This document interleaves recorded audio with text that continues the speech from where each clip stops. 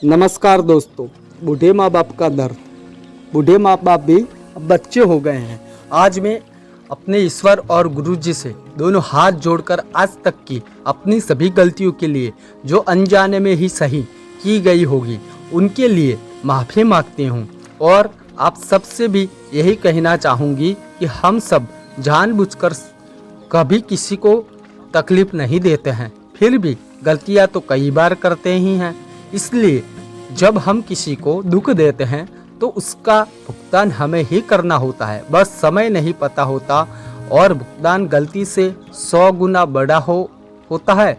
और यह बात भी सच है कि गलती पर समझ कम ही आती है, जब आती है तो समय निकल चुका होता है। साथ ही कर्म का हिसाब सबको किसी न किसी रूप में चुकाना ही पड़ता है।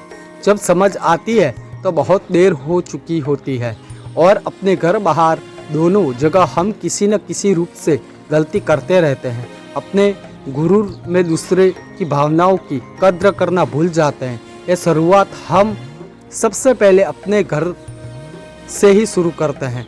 हम अपने बड़े बुजुर्गों के साथ अच्छा व्यवहार नहीं करते हैं, उनकी बातों को न समझकर उन पर हमेशा चिल्लाते हैं, उससे उनकी आवाज़ में बात करते हैं, उनको बात बात पर जलील करते हैं, उनका ध्यान नहीं रखते, बस अपनी जिम्मेदारी का बोझ समझकर घर में रखते हैं। और परेशान हो जाते जाए तो सोचते हैं कब इनसे पीछा छूटेगा, कब ये मरेंगे। जब हम उनको दुख देते हैं तो सोचो उनका दिल पर क्या बीतती होगी, उनकी आँखों से निकलते आंसू, और जब उनका गला दर्द से भर जाता होगा और आवाज़ बाहर नहीं आती होगी, तो वो हमारे बारे में क्या सोचते होंगे कि ये वही बच्चे हैं जिनको हमने अपना पेट काट कर इन्हें काबिल बनाया के लिए हम जवान से कब बूढ़े हो गए हमें पता ही नहीं चला।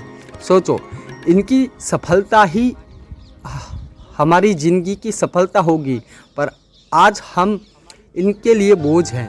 भगवान हमें ऐसी ज़िंदगी से अच्छा है कि मौत मिल जाए, क्योंकि इंसान सिर्फ हारता ही अपने बच्चों और अपनों से है। और बच्चे भूल जाते हैं कि यह माँ बाप ही उन्होंने हमें अच्छी ज़िंदगी और जीने के काबिल बनाया है।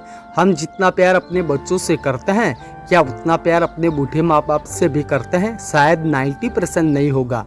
क्यों कि माँ बाप पर कम ही लोग ध्यान देते हैं और जिम्मेदारी न के बराबर समझते हैं। और अगर माँ बाप बीमार हो जाए तो बच्चों पर खास फर्क नहीं पड़ता, बस एक जिम्मेदारी के साथ इलाज करते हैं और उसमें भी सोचते हैं कि कम पैसों में या मुफ्त में ही इनका इलाज हो जाए तो अच्छा है। और अगर अपनी औलाद बीमार हो जाए तो अच्छे से अच्छा डॉक्टर खोजने लगते हैं। सोचो कि माँ बाप अपनी ज़िंदगी देकर जीवन देते हैं और जीने के काबिल बनाते हैं। इनके लिए हम सोचकर कार्य करते हैं। माँ बाप की जगह ईश्वर से भी ऊंची है। ईश्वर एक विश्वास और माँ बाप एक सत्य है जो ईश्वर के समान है। ये बात तब समझ आती है जब हमारे बच्चे हमारे साथ वैसा ही करते हैं, तब हमें माँ बाप की याद आती है। इसलिए माँ बाप का दिल मत दुखो। और साथ ही किसी भी इंसान का, चाहे बच्चा बूढ़ा कोई भी हो, किसी को बुरा मत कहो।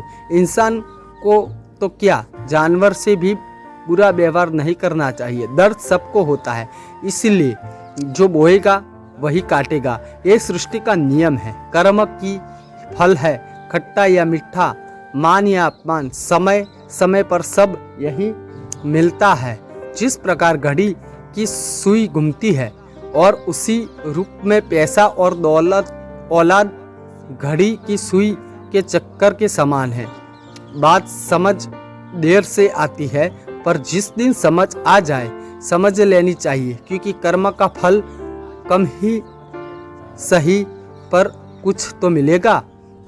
बस आप सबसे इतना चाहती हूँ कि माँ बाप और बड़े बुजुर्ग का सम्मान करें, साथ ही सम्मान से बात करें। उन्हें हमारे प्यार की ज़रूरत अधिक है। हमारे बुजुर्ग भी हमारे बच्चों की तरह हो गए हैं, अपने बच्चों की तरह उनका ध्यान दिल से रखें, तभी उनकी आत्मा दिल से आशीर्वाद देगी। और यह हमारा कर्तव्य भी है।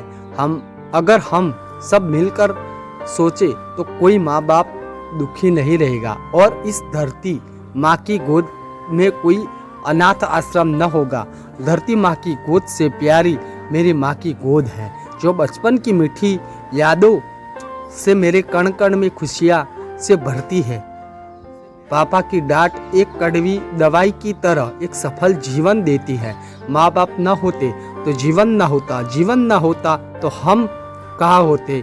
जिसने ये दुनिया बनाई उसके जीवन में सब रंग रिश्तों में घुल दिए, इसीलिए रिश्तों का प्यार में के साथ सजो कर रखे। रिश्ते प्यार की भूखों के समान होते हैं, ऊपर वाला रिश्ता बनाता है और हम इतनी अहमियत से रिश्ते निभाते हैं, यह हम सब पर है।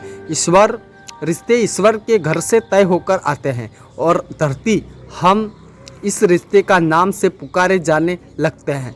हर रिश्ते में अनेक रूप है, प्यार सब में अनमोल शब्द है, जो मान सम्मान के साथ रिश्तों को दिल की एक खूबसूरत डोर में बांधकर संसार में चलाता है। और अगर मैंने गलती से किसी का दिल दुखाया है तो माफ़ी चाहूँगी।